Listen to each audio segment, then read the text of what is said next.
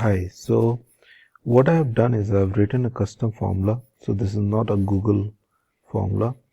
I'll show you how that works. So what I've done is I've done equal to custom multiplication, and then what I want to do is I want to multiply this by this.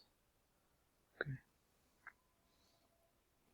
Now because this one is 0, like there's nothing over here, so it shows nothing.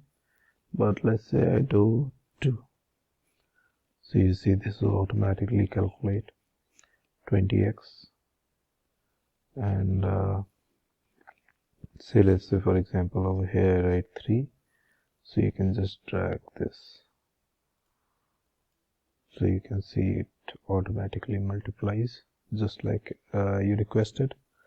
So how that works is you can go to extensions and app script and then just copy paste these lines and then save.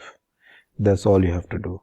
So on whichever spreadsheet you press extensions app script and copy paste these lines and click save, on that spreadsheet this formula will work.